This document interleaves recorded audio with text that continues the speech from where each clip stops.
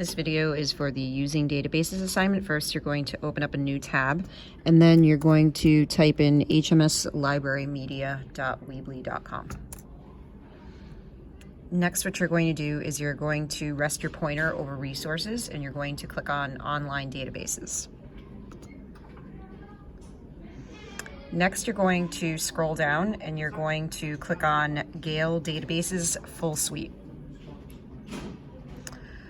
From here, what you're going to do is you're going to type in a subject. It can pretty much be any subject that interests you, and hit enter on your keyboard. Next, what you're going to do is you're going to click where it says full text documents. Then from here, what you're going to do is you're going to click on either date published and choose a date range.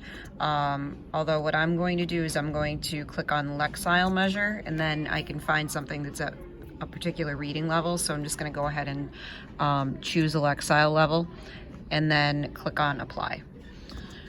Then from here, what I'm going to do is I'm going to go ahead and click on an article. So I'm going to click on an article title. You're welcome. And then from here, what I'm going to do is I'm going to scroll down until I see source citation, which is going to be toward the bottom. And I'm going to click and drag to select the information that's underneath source citation and hit Control-C on my keyboard. So then what I'm going to do is I'm going to click back over to my work on the using databases article. I'm just going to scroll down to question 1. I'm going to click in the space for question 1 and hit Control-V on my keyboard. And so that's going to be the citation that you would use to give credit to that article.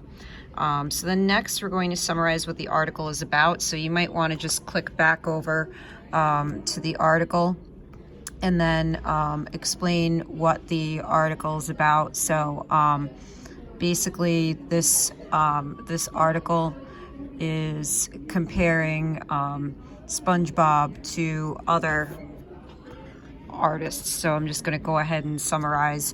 And so I'm going to say something like, this article compares SpongeBob, actually it would be, to other literary works.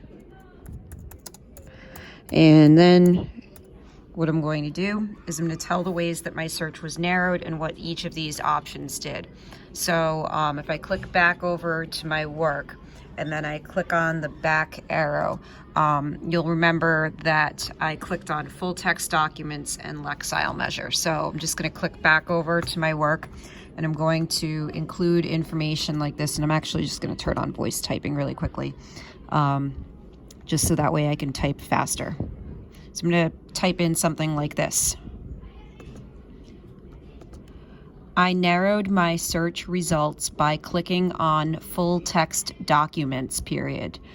Then I clicked on Lexile level and chose a Lexile level that was at my reading level, period.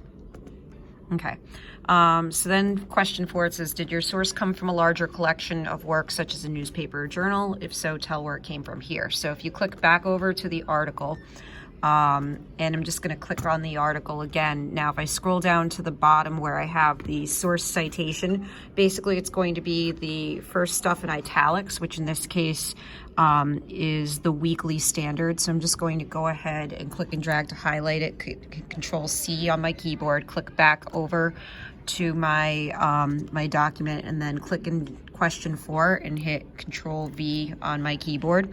And then what I'm going to do is I'm just going to open up a new tab and then hit Control-V on my keyboard again, just so I can search what the Weekly Standard is. And so we can see that it's an American political magazine. So I'm just going to click back over to my work, and I'm going to say the Weekly Standard, and then I'm going to hit Control-I so that it's no longer italicized. And then I'm just going to type in, which is an American political magazine. And then from here, what I'm going to do is answer question 5, which is, why are database articles generally considered to be a reliable source of information? I'm just going to use voice typing for this again. And again, don't copy me exactly.